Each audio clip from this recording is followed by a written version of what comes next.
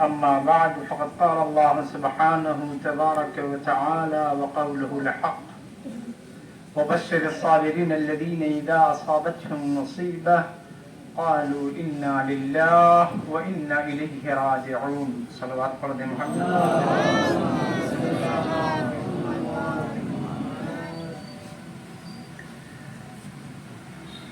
کوئی لمبے بیان کا کوئی ارادہ نہیں ہے اور نہ کسی طولانی تقریر کا وقت ہے.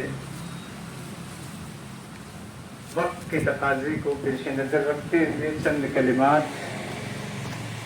تسلیت کے اور چند کلمات میں ہیں. اس لیے کہ اربعین امام مظلوم قریب ہے اور ہم اہل بیت کی خوشی اور ان کے غم پر اپنی خوشی اور غم کو ترجیح نہیں دیتے. اس لیے کہ خود امام جعفر صادق علیہ السلام نے فرمایا کہ شیعتنا خلقوا من قول دینتنا یحزنون لحزننا ویفرحون لفرحنا. ہمارے شیعہ ہماری بچی ہوئی مٹی سے پیدا کیے گئے ہیں. جب ہم رنجیدہ ہوتے ہیں تو وہ رنجیدہ ہوتے ہیں, جب ہم خوش ہوتے ہیں تو وہ خوش ہوتے ہیں. ہماری رنجیدگی ان کی رنجیدگی کا سبب ہے, ہماری خوشی ان کی خوشی کا سبب ہے.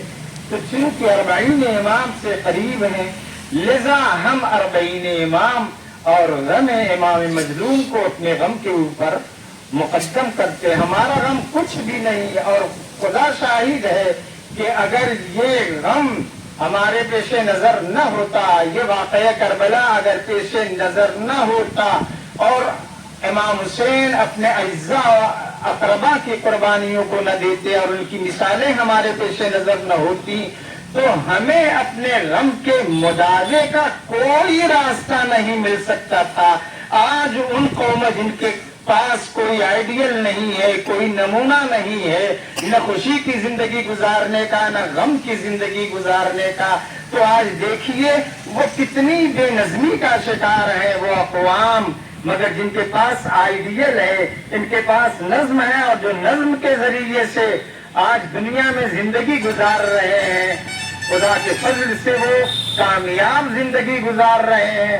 اگرچہ وہ اقلیت میں ہیں مگر پھر بھی اپنی اس کامیاب زندگی سے ہمکنار ہونے کے ساتھ ساتھ ڈٹ کے ظلم کا مقابلہ بھی کر رہے ہیں.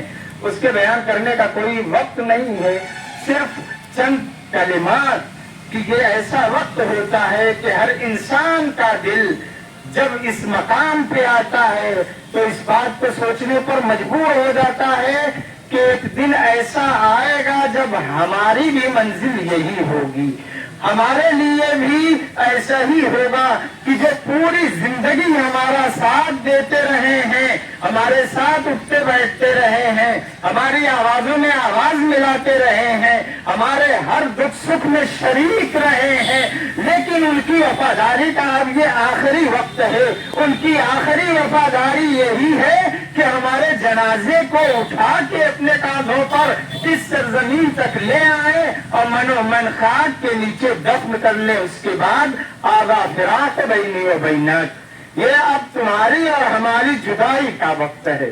آج کے بعد سے نہ ہم تم سے ملیں گے نہ تم ہم سے ملو گے.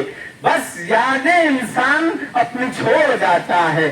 اگر وہ نیک ہوتا ہے تو اس کی نیکیاں یہاں باقی رہتی ہیں, برا ہوتا ہے تو اس کو ان برائیوں کے ذریعے سے یاد کیا جاتا ہے. لیکن برائیوں کے ذریعے سے یاد کرنے سے انسان کو کچھ بھی فائدہ نہیں پہنچتا سوائے نقصان اور گھاٹے کے. جو یاد کرتا ہے اس کے لیے بھی گھاٹا, جس کو یاد کرتا ہے اس کے لیے بھی گھاٹا. لیکن جس کا نیکیوں کے ذریعے سے تذکرہ ہوتا ہے خود اس کے نام اعمال میں بھی ثبت ہوتا ہے, اور جو ذکر کرتے ہیں انہیں بھی ثواب ملتا ہے. اس لیے کہ اس کی نیکیوں کے ذکر سے فائدہ یہ ہوتا ہے کہ دوسرے جن کے دل کے اندر ظرفیت اور کیپیسٹی ہوتی ہے وہ اس کو اپنانے اور اختیار کرنے کی کوشش کرتے ہیں تاکہ ہم بھی اسی طریقے کی زندگی گزاریں جیسا یہ گزرنے والا اور جانے والا زندگی گزار کے گیا ہے کہ آج اس کی مثال پیش کی جا رہی ہے. مجھے کوئی تفصیلی بیان نہیں عرض کرنا، آپ کی خدمت میں وقت ہو چکا ہے. صرف چند جملے تسلیت کے. یہ ایام تو ہمارے لیے غم کے ایام ہیں ہی، لیکن ایک دوہرا غم آفتاب صاحب کے گھر اور ان کے خاندان پر شاکرہ مرحومہ کے اس دنیا سے گزر جانے کے بعد ایک دوسرا غم طاری ہو گیا. یہ مرحومہ ایک عرصے سے ایک بیماری میں اپنا وقت گزار رہی تھی، لیکن تمام کاموں کو بھی انجام دیتی تھی، تمام خدمتوں کو بھی انجام دیتی تھی. لیکن ایسا وقت آ گیا کہ جب اس نے اپنے اولاد کو روتا بلکتا چھوڑ کے اپنے گھر کو الوداع کہہ دیا. مگر الوداع اس وقت کیا ہے کہ جب جسمانی اعتبار سے صحیح و سالم تھی، صرف ایک کڈنی کی بیماری تھی، اس کے علاوہ جسم پہ کوئی زخم نہیں تھا، جسم پر کوئی داغ نہیں تھے. بچوں نے دیکھا اپنے والدہ کے جسم کو، ان کو تسلی ہوئی، لیکن یہی بچے ذرا حسنین سے پوچھے کہ تم نے اپنی مادر گرامی کو کس حالت میں دیکھا تھا؟ ایسی حالت میں جب رخسار پہ تماچوں کے نشان تھے،